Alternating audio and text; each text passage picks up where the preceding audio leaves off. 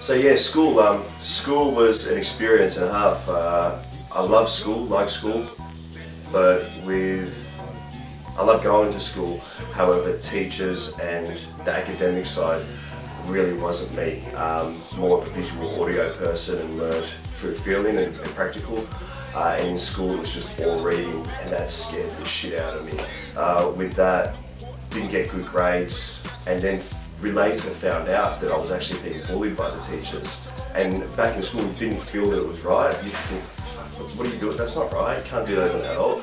But I didn't know because I was a kid, And now I really learned that they're not the way to go about things. And I felt uncomfortable. From that, my learning was through music.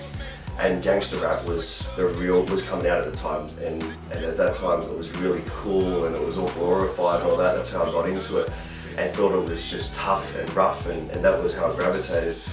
And then I had a few experiences which just flipped that around 180, and then that was getting hit with a baseball bat when I was like 17, and that was an experience where things that I thought I wanted to be in, when I got into them, I realised I did not want to be in anywhere near that stuff, and that was the impact on family, fear for the future, and all the lifestyle that I just did not want any part to live with. And at the same time, so rap brought that kind of mentality that I wanted to be, I thought I wanted to be, and that was the music. And it was really lucky to get, my brother bought the Ice Opinion, and that's Ice-T's book, or Ice-T's an old rapper for those who don't know. Ice-T is one of the forefathers of gangster rap, or one of the forefathers of gangster rap, and his book, The Ice Opinion, on CD, I used to listen to every night before going to sleep, and I'd go to sleep for it for all of year 11 or year 12, and there's politics, section drugs, the 1% nation he speaks about, and a whole lot of religion, a whole lot of mentalities and philosophies that I had no idea about. And he even spoke about creating his own religion, and these things just blew my mind because I thought everything in the world was set at that time. And the book really filled out the music. The music sounded good, it told stories, but it was like a behind the scenes footage or director's cut to the albums, the Ice Opinion. So it filled out and really got to understand, I never understood. I got a better idea of what the songs were really about. And living in Glen Waverley and Blackburn and Box Hill at the time,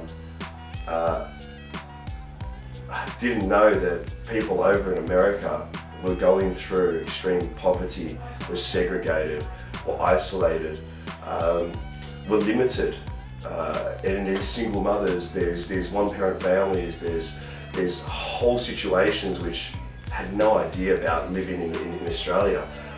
And then it built the empathy and the weird fantasies of thinking that people were struggling, and when I listened to a song, people would be actually going through that song at the same time, and that used to be the trip. It used to trip me out. Then what happened is I was in limbo and in terms of work, and fell into youth work. Did the youth work thing, and then was at Parkville for 10 years, loved it there, but felt that I wanted to do prevention. That was intervention, wanted to go to prevention. And then started doing my own programs. 10 years ago, I was thinking about this morning, 10 years ago to the day, I used to sit in my bungalow at home, write programs, and then my friends would come around, and then they'd be like, what are you doing? And I'd like, oh fuck, nothing. And I'd hide because I wasn't studying at the time. There's no reason for me to be writing stuff by myself. I used to be embarrassed about it, and then hid it. And about a year or two later, started to actually get into the professional workspace of doing programs, and then started doing it for myself. And it got to about 2012, and then I got the Ice Opinion back in my hands, and then when I got it, I listened to it again, and it blew my mind.